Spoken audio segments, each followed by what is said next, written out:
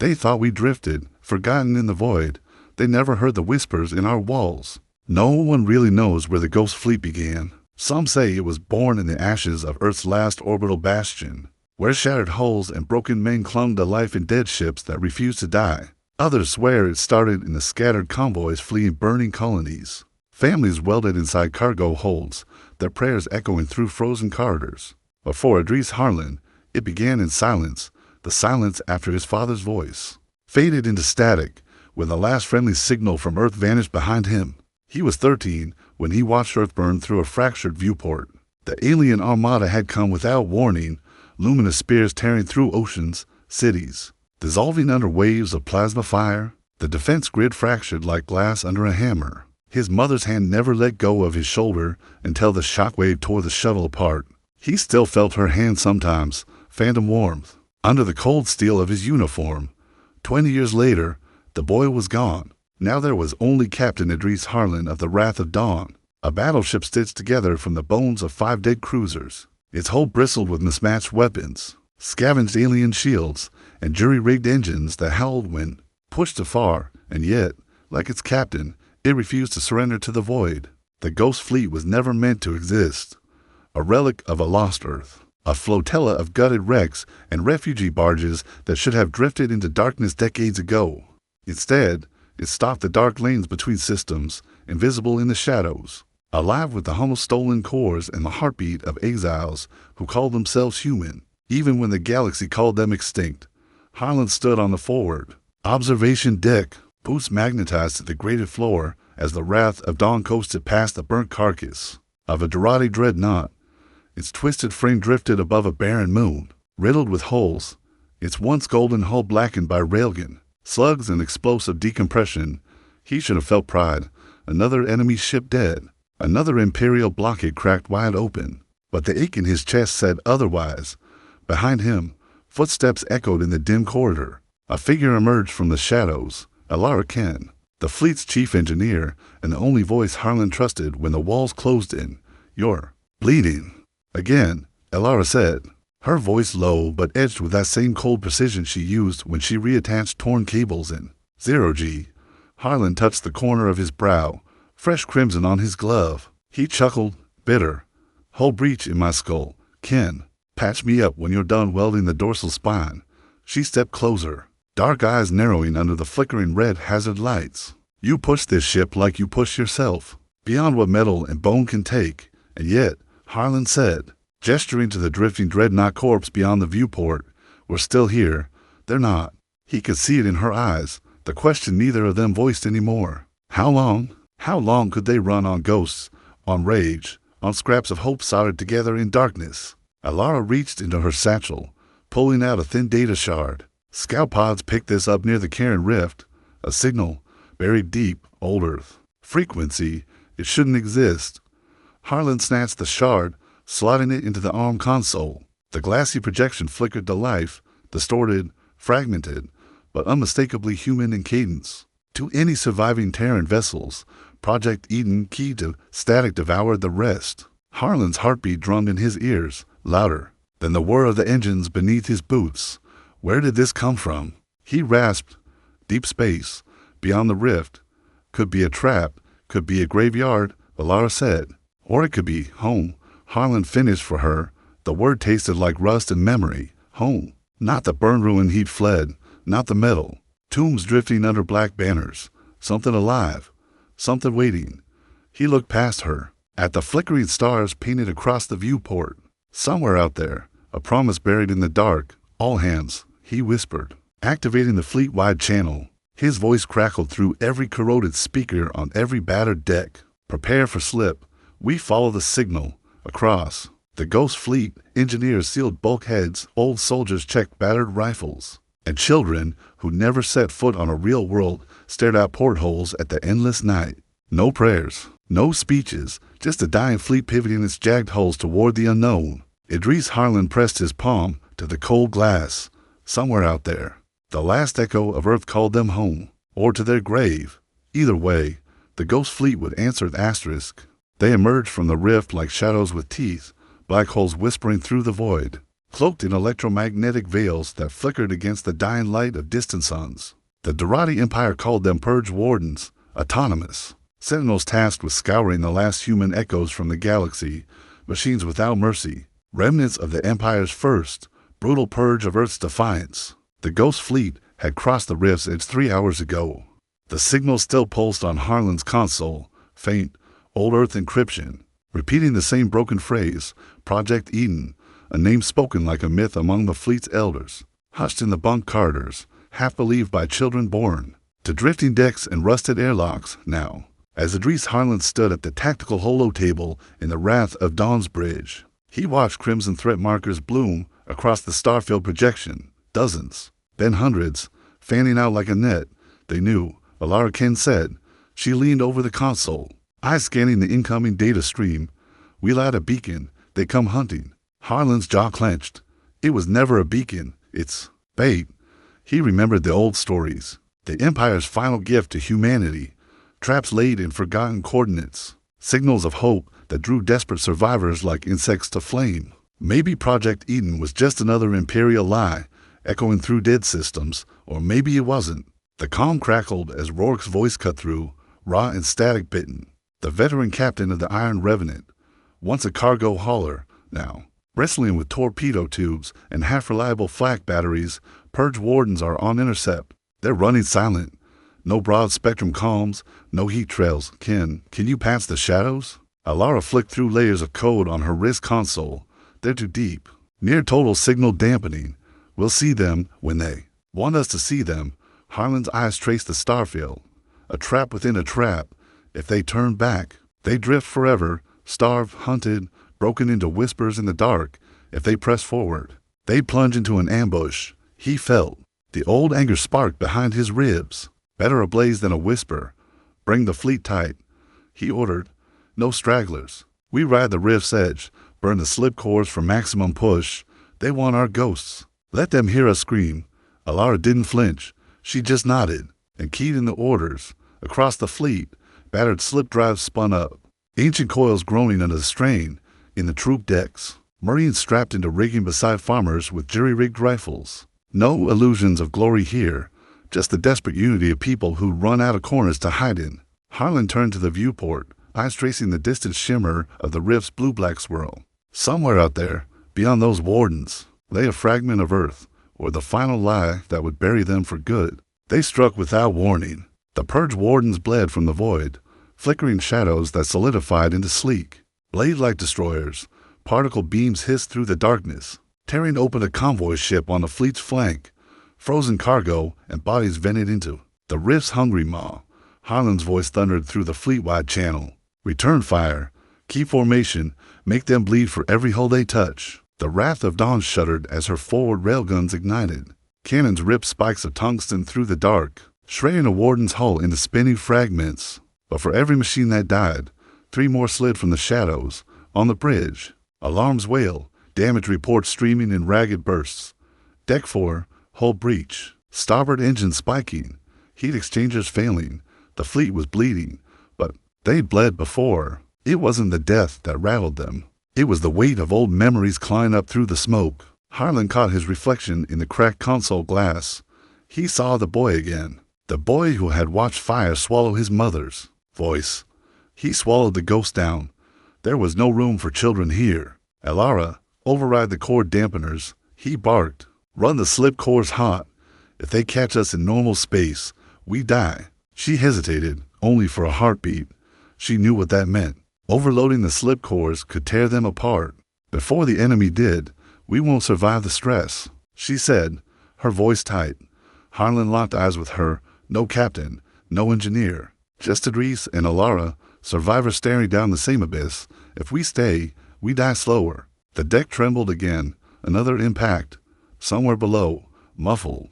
Cries through the comm dot she keyed to override. Sparks danced across the bridge as conduits overloaded. A low, feral hum rose under their boots, the slip cores roaring past safety thresholds, hungry for the leap into the dark. On the Iron Revenant, Rourke's rough laugh cut through the calm. "Never thought I'd die twice in one lifetime. Harlan, see you on the other side." Harlan forced a grin. "Make it count. One by one." The ghost fleet's battered ships angled their noses toward the rift's shimmering wall. 1,000 refugee prayers echoed in the silent decks, hands pressed to cold metal, eyes closed against the fear. Slip in 3, 2, 1. The rift swallowed them whole. Behind them, the purge wardens lunged, but the ghost fleet was gone. Only burning debris and drifting wreckage marked where they passed. A trail of blood and hope spiraling deeper into the rift's waiting dark, and in that dark, the old signal pulsed on, faint, defiant, whispering of Eden. The rift spit them out like broken bones. The ghost fleet tore back into real space on the other side of the Cairn rift, battered, bleeding, but intact enough to drift under dying stars. Hull plates glowed from the friction heat of the slip. Reactors ran hot and wild, stitched with emergency coolant lines that hissed steam through ruptured decks, yet they were alive. That alone felt like defiance. Idris Harlan stood in the command nexus of the Wrath of Dawn, the flickering holomap showing the battered spread of his fleet. Half their ships leaked atmosphere. The Iron Revenant spun on a dead axis, power cells. Cold, Rourke's voice gone to static. 3 refugee arcs floated dark behind the main line, shadows of life flickering in their holds, and out beyond the hull, the rift's edge still glowed, a bruise wound in the night. Somewhere ahead lay the source of the signal that had drawn them into the maw. Elara Kin's voice cut through the command hum. The scout drones are feeding new telemetry. We found something. Harlan's eyes snapped to her. She projected the feed, a shaky, ghostly transmission from a battered recon pod drifting through the rift's far veil. There, half buried, in a debris cloud, floated an ancient orbital, human architecture unmistakable in its brutal, angular skeleton. It bore no imperial branding, no Dorati sigil scarred its hull, just a faded banner etched into its ringed spine. Eden Initiative. Harlan exhaled, the word like rust on his tongue. It's real. Ken didn't share his awe. Her fingers danced across the console, dissecting the image. Automated defense grid, still semi-active. Ancient, but I'm reading residual fission cores. No signs of life support, but the signal is broadcasting from its core. Something survived. Harlan studied the orbital, its cracked spires, its silent gun batteries drifting like the ribs of a dead giant. How many decades had this place lingered here, hidden beyond the rift? A final secret buried in the void? A voice crackled in from the tactical channel. Lieutenant Corn Miles, young but hard-edged. The last officer Harlan had pulled from a scrap mining rig 3 years back. Captain, if Eden's real, we have to know what's inside. If it's another Imperial snare, they'll be waiting for us to dock. Harlan knew it was too perfect. A ghost station hidden where no Empire scout would bother to look. A place only desperate humans, hunting the last scraps of home, would dare to reach. Yet something deeper stirred in his chest. Not hope exactly, but something heavier. Obligation. If there was a chance, however thin, that Eden carried the seed of survival, the fleet had to claim it. He keyed the fleet-wide channel. Static fizzed, then 1,000 voices leaned in to hear their captain's growl. This is Harlan. You know what we are. You know what they made us. Shadows, raiders, ghosts. We've run so long we've forgotten what it means to stand still.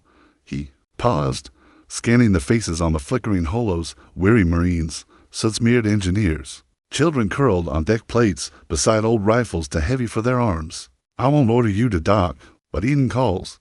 If there's a spark of earth buried in those walls, I'll bleed my last drop to drag it out. Silence. Then the fleet answered in their own way. Battered ships pivoting, engines flaring, weapons armed not for defense this time, but for breach and claim. They launched boarding skiffs in waves. Harlan rode in the first, an armored drop craft, whose battered plating still bore the scorched sigil of a long-dead Earth fleet. Elara sat across from him, tightening the straps on her patch pressure suit. Her eyes met his through the fog of their breath. If this goes sideways, she began. He cut her off with a thin smile. It always does. Outside, the orbital loomed, a metal mausoleum adrift in the rift's pale glow. The skiff's mag clamps bit down on a ragged docking collar, the hull groaning as airlocks wrestled ancient seals. Inside, lights flickered. The life for the first time in 50 years, or 100, no one really knew anymore. They moved in pairs through the orbital's veins, corridors layered with dust, broken glass, and floating flakes of frozen air. Old banners fluttered in the cold slipstream of their passing. Initiative, hope, renewal. Words painted by hands long turned to dust. In the court chamber, they found the source. A lone data obelisk flickering on backup cells, half buried under. A collapsed gantry. Harlan brushed away debris, fingers trembling against the frostbit casing. Alara's hands worked beside him, patching a portable feed into the core's ancient ports. Lines of code flickered across her wrist display. Then, a voice, distorted, old, but unmistakably human, whispered through their helmet comms, "Eden, for all that remains, seed vaults intact. If you find this, you are Earth's last breath. Make it live again." Harlan closed his eyes. The words were a command, not from any admiral or emperor, but from the bones of humanity itself. Behind him, through the cracked viewport, the ghost fleet hovered, bruised. Fractured ships drifting in solemn orbit around this hidden reliquary. Harlan touched the glass. His voice was a promise, echoing through metal and memory. "You wanted ghosts. Now you'll see what they become." And somewhere, in the dark of the rift, the Empire's shadow shifted, aware now that the ghosts they hunted were not content to drift quietly anymore. The ghost fleet encircled Eden like wolves guarding a wounded prize. Battered destroyers and refugee barges floated silent and ready, railguns angled outward. Engines on hot standby. Within the broken orbital, human boots stirred dust that hadn't felt a heartbeat in generations. Idris Harlan stood at the heart of Eden's core chamber. Helmet off now, the stale air scratching at his lungs. Behind him, Alara Ken worked to stabilize the ancient vault's power grid. Each flick of her wrist could solve a battle against time and entropy. Harlan's eyes stayed fixed on the pulsing holo that flickered above the data obelisk, a schematic, slowly unfolding, revealing buried seed vaults, sealed habitat cores, cryolabs still locked beneath layers of security protocol. A map to rebirth, if they could hold it. A tremor under his boots snapped him back. He tapped his comm. "Report." Corin Miles' voice came through, tight and urgent. "Captain." Long-range scouts picked up a spike, mass displacement. At the rift's edge, "It's them." Harlan didn't need to ask who them was. The Purge Wardens, the Empire's death hounds, had found their scent again. Or maybe they'd never lost it. Maybe Eden's old pulse had been their beacon all along. "How long?" Harlan asked. "Minutes," Miles said. "Maybe less." Alara turned, sweat glistening under the harsh flicker of ancient emergency lights. "If they breach the fleet perimeter, we lose the vault. We lose everything." Harlan's jaw tightened. They dragged themselves through hell for this, a whisper of Earth. Seeds frozen in the belly of a dead station, now the Empire would crack it open like a tomb and salt the ashes. He opened the channel to the fleet. Raw static crackled, then steadied as battered ships locked comms tight. All ships defensive grid. Tight formation. If they want Eden, they'll have to crawl over every one of us. A chorus of grim affirmations answered him. Voices rasped by recycled air and 100 battles fought on borrowed time. Beyond the orbitals, Hull, the rift, bloomed with hostile light. The Purge Wardens emerged in disciplined phalanxes, sleek, scythe-like warships armed with particle lances and drone clouds that moved like swarms of razors. For a moment, the stars vanished behind them. On the bridge of the Wrath of Dawn, Lieutenant Miles braced himself as gunnery crews fed fresh slugs into railguns so old they squealed with each spin. Harlan's second, a grizzled deck chief named Voss, oversaw the loading of torpedoes salvaged from enemy wrecks. A single voice rose through the fleet's open channel. "Rorks, battered but alive." The Iron Revenant had limped back online, on auxiliary power, her hull scorched, but her guns hungry. "Next round's on me, Harlan." Rourke grasped, the echo of a smile under the static. Harlan allowed himself the smallest exhale. "Hold the line, old man." The first salvo struck like a blade drawn through silk. Warden lances carved through the void, searing a refugee barge in half before it could clear the line. The ghost fleet answered in kind. Railguns spat molten death. Jury-rigged missile pods ignited with a fury their designers never intended. The void between them became a graveyard of fire and drifting metal. Warden drones lanced through the debris, carving pathways toward Eden's orbitals. Inside the core chamber, Alara's fingers danced faster, sweat dripping on her frost-caked consoles. Alarms bleated as the power grid buckled under the strain. Each second she held it together was another heartbeat for the fleet above. Harlan crouched beside her, his rifle slung, but ready.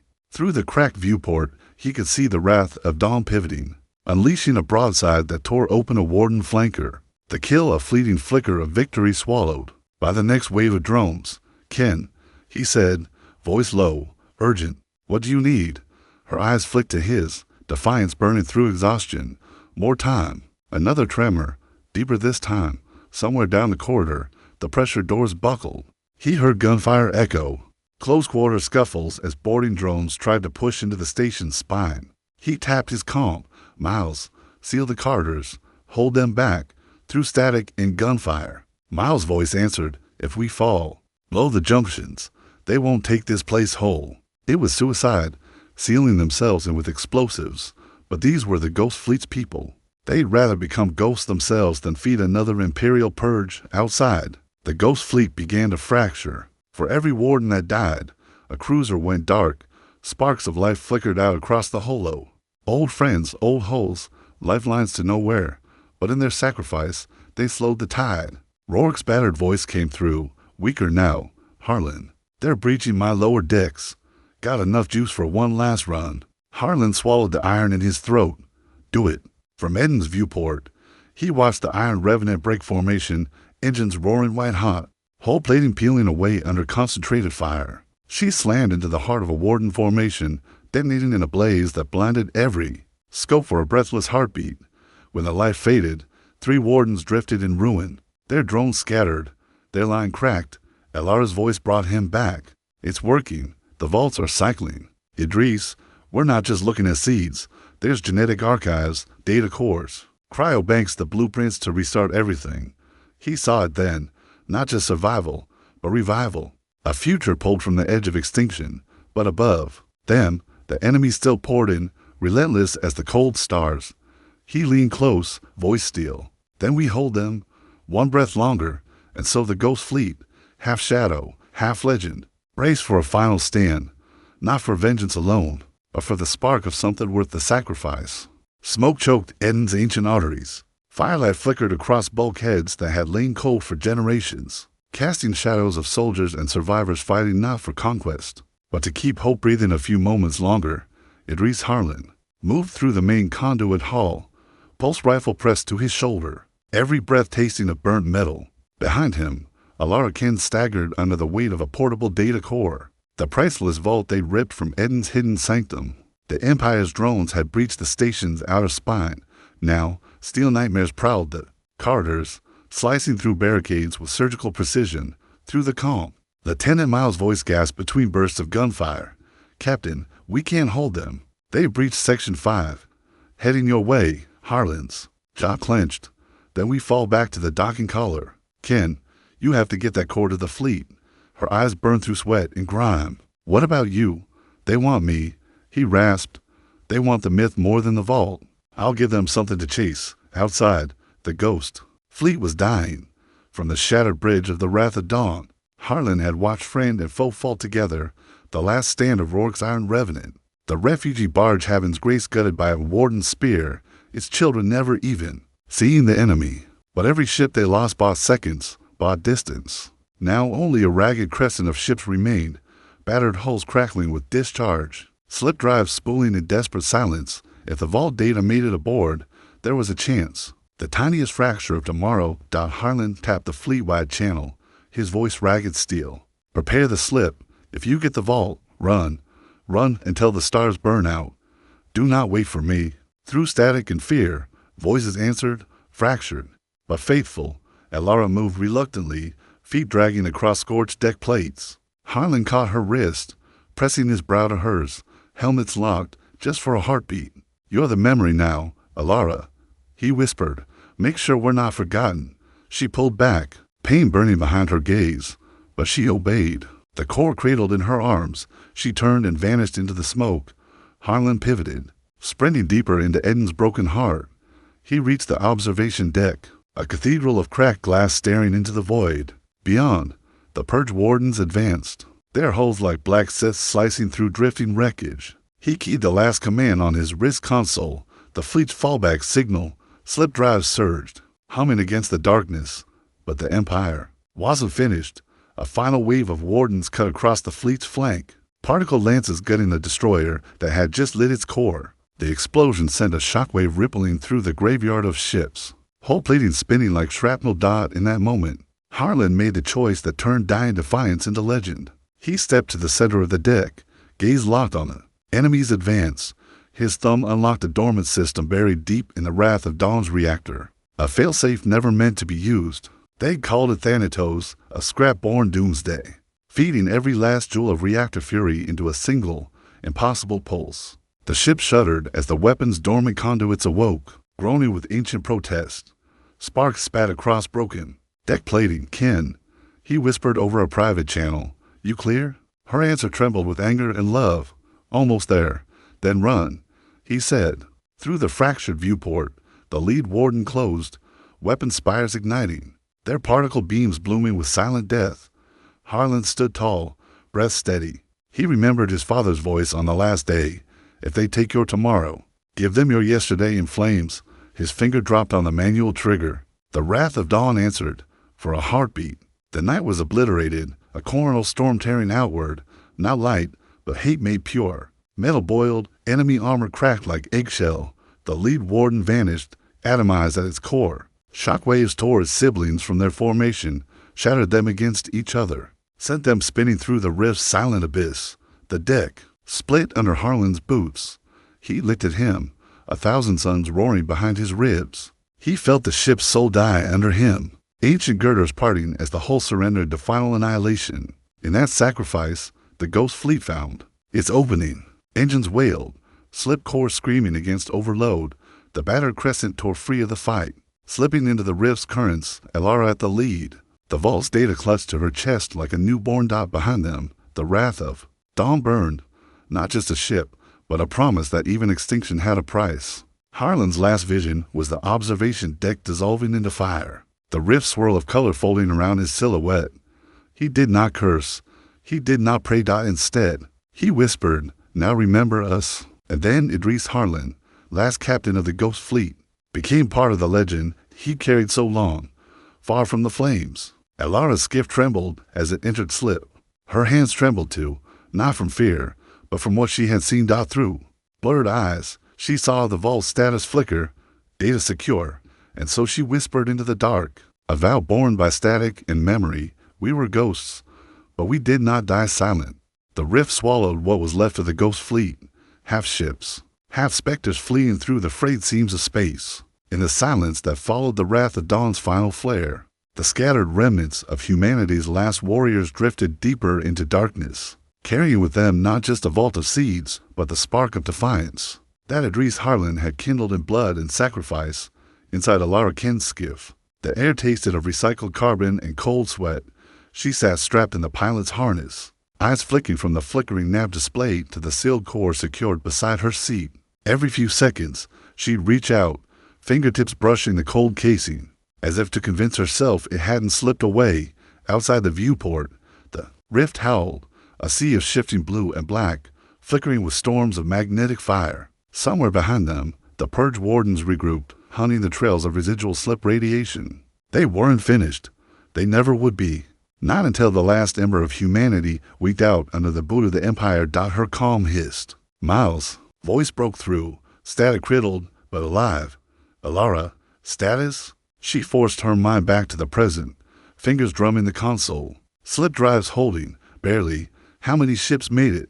6. Miles' answer cracked like dry bone. 6 out of 50.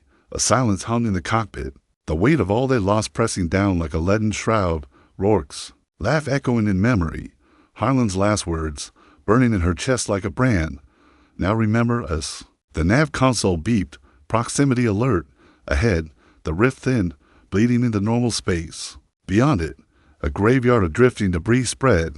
Across the starfield, ancient hulls, shattered colonies, the silent bones of Earth's first failed exodus. The perfect place to hide, or to vanish for good. Elara keyed the fleet channel. The surviving ships, the iron revenants, half-gutted sister vessel Nameless Dawn, the blockade runner Helix, a pair of converted cargo hulls, all limped in her wake.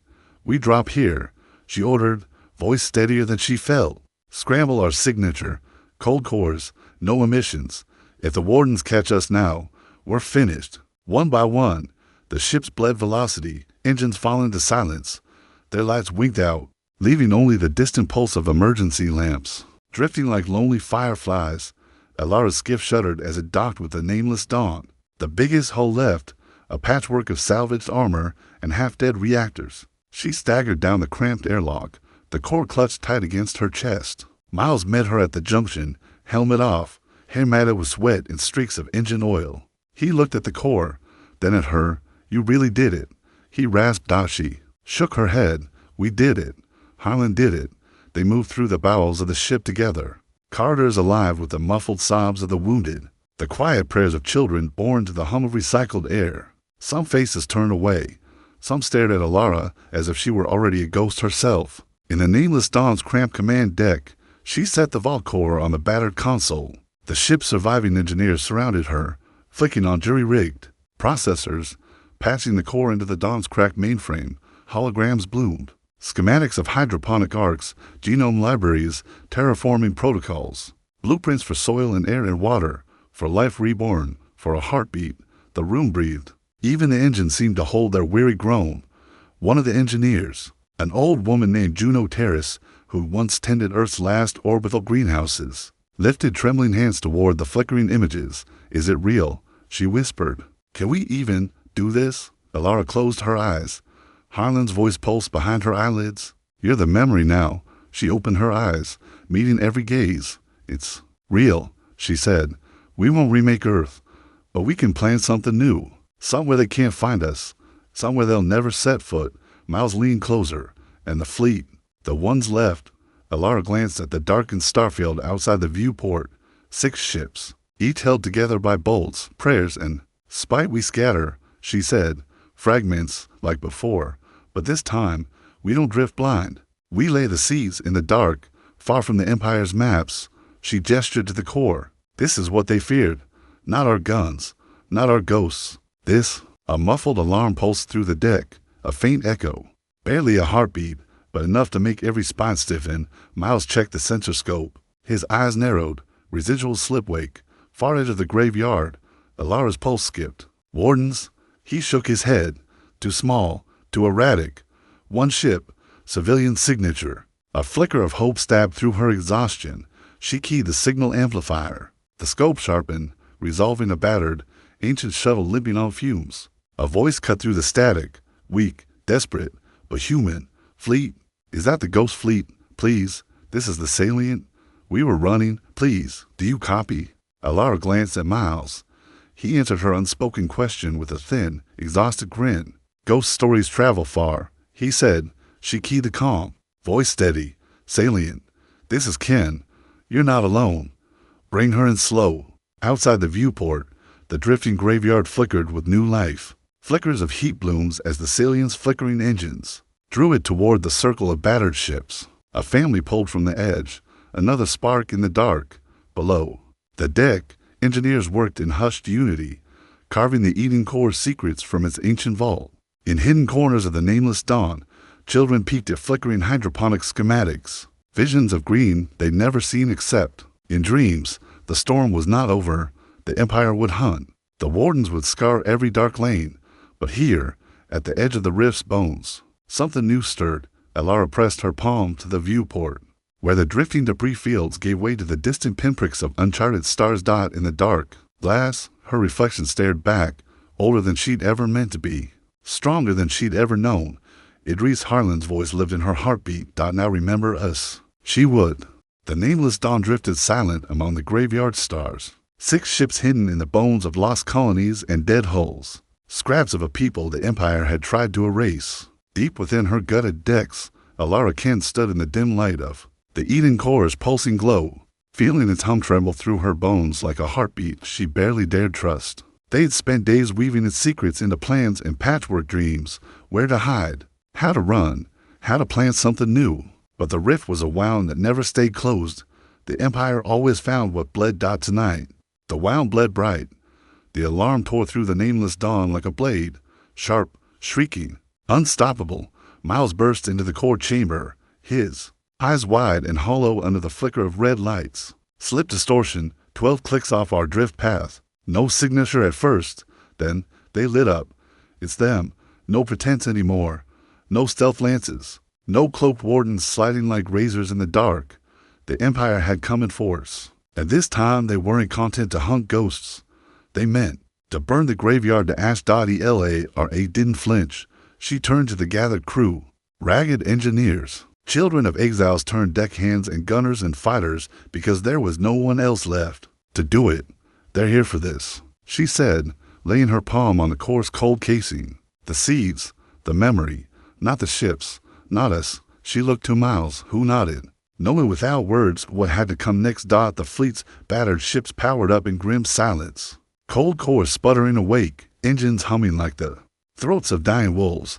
They knew they could not stand in a fleet battle. 6 wrecks against Imperial destroyers and Warden phalanxes. It was suicide on paper. But paper had never survived human fire. The first Warden ships came into view. Sleek blade holes burning with red lances, carving through the debris field like a scythe through dry grass. The Ghost Fleet's guns opened up, rail cannons, spitting molten tungsten, jury-rigged missile pods flaring against the void. The Helix rammed a Warden boarding drone head-on, rupturing both hulls in a flash that sent scorched metal drifting like burning snow. The nameless Dawn shook with every impact, her old bones screaming against the tide. In the core chamber, Elara and Miles worked side by side. He passed power lines directly from the fusion spine. She overrode failsafes older than she was.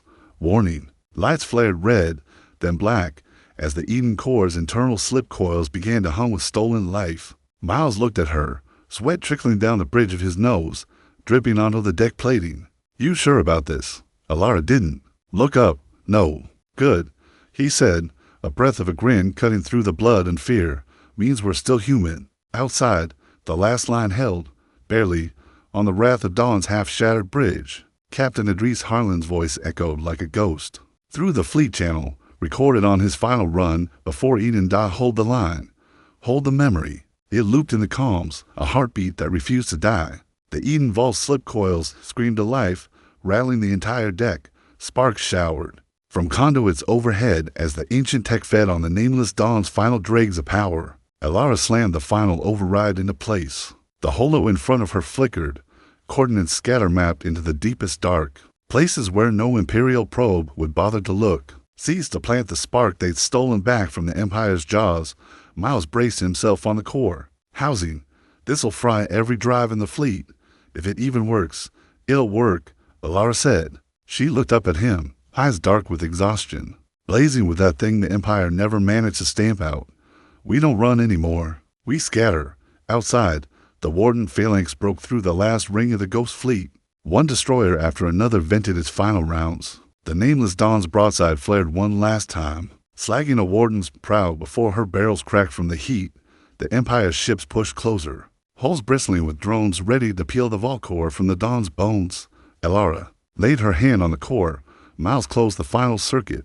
Now, she whispered. The vault core detonated its slip coils, not to flee, but to scatter. A pulse of blue-white light tore through the Dawn's shattered spine, catching every tethered ship, every fragment of Eden's secret. One by one, the ships vanished, slipshunted into 1,000 stray vectors. No fleet anymore, just seeds on the wind. On the nameless Dawn's bridge, Elara felt the whole tier as the slip surge overloaded every conduit. Panels exploded around her, shards of display glass spinning like diamond shrapnel. For a heartbeat, she saw the stars flicker, not above her, but within her mind. Places no Empire could chart, worlds she'd never see, but someone might. She thought of Idris Harlan, the boy who burned for the right to be more than a ghost. She thought of green fields under a sun that didn't hate them. She thought, remember us. The nameless Dawn vanished in a burst of searing light. In the rift's wake, the Empire found nothing but drifting wreckage, dead Wardens, shattered destroyers, the smoldering bones of a people who refused to be buried in silence. Far beyond Imperial maps, new signals flickered to life, weak, stubborn, hidden. Fragments of the Ghost Fleet, seeds, sparks, pieces of a legend whispered into the dark, carried by children who would teach their children what it meant to stand, to scatter, to bloom again. And in that endless dark, the stars burned on, indifferent, but no longer empty. Light returned to the dark in whispers, not thunder, not in fleets of iron, not in banners of empire, but in seeds drifting through cold void, finding cracks where the Empire's maps ended, and its reach dissolved like dust on a dying sun. Somewhere, beyond the rift's ghost trails, a world turned in silence, nameless on any star chart, rained in brittle ice, waiting for warmth. The first dropships fell through its violet sky on sputtering thrusters cobbled together. From the ghost fleet's bones, they kissed the surface like cautious prayers. Inside one of those dropships, a girl named Naira Harlan, Idris Harlan's niece, child of no world but the broken decks of drifting hulls, pressed her forehead to the scratched viewport as snow ash swirled over black mountains. Around her, engineers unstrapped themselves from cracked harnesses and stood in the cold belly of the lander, like pilgrims at the threshold of a church. They carried what Alara Ken had died to scatter, the Eden Vault secrets, coated into crystalline. Cores and battered data slates held tight to the chest like sacred relics, soil algorithms, water schematics, sea blueprints older than any warden or emperor's decree, the girl whispered to the cold glass. Her breath fogging in the frost. Remember us below the clouds. They stepped onto frozen ground. It crunched under boots past a dozen times, suits, stitched with Ghost Fleet sigils. The last scraps of ships that no longer existed except as ash drifting in the rift's endless mouth. Juno Terrace, old enough to remember Earth's last greenhouse, but young enough to dream of another, bent low. In the icy wind, she pressed a sealed vial of dormant seeds into a shallow scrape in the frozen dirt. Her hands trembled as she covered it with gloved fingers. First root, she rasped, voice cracking like thawing ice dot around her. Others knelt. Some dug. Some rigged battered terraforming drones to spit warmth into the ground. Above them, the sky cracked with dawn that looked like a bruise at the edge of night. But it was dawn. And for these ghosts, dawn was enough. Far across another star's belly, the helix limped through a debris ring older than the Empire itself.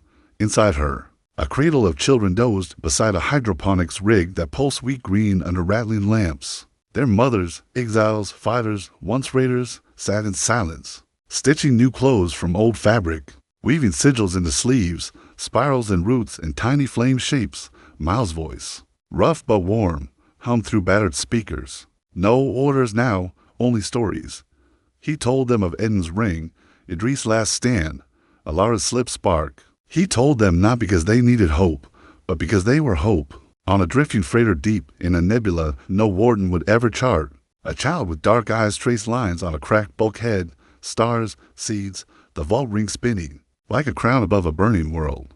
Beside her, a young mechanic fixed a reactor core so ancient its schematics predated the Empire's founding. They worked without speaking.